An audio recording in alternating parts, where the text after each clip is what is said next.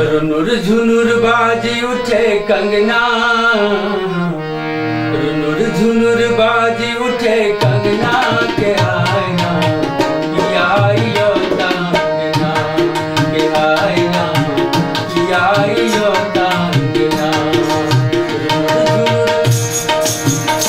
रुनुर बाजी उठे कंगना के आईना किया योता कंगना के आईना किया योता कंगना।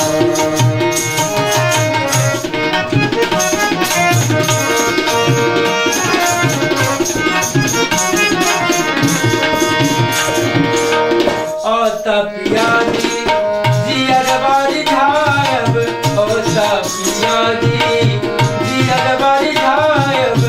लाल लाल चुनरी हो, लाल लाल चुनरी हो, लाल लाल चुनरी पहिर के देखायब। लाल लाल चुनरी पहिर के देखायब।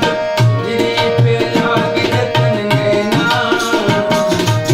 चुनरी पे लागी जतन नैना के आया किया योता कंगना के आया किया योता कंगना।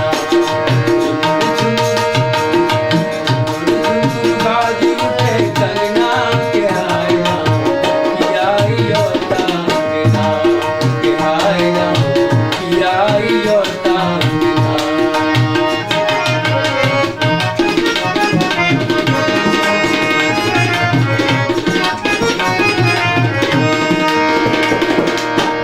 कंगना पहिर का हम बिंदिया लगायब, कंगना पहिर का हम बिंदिया लगायब।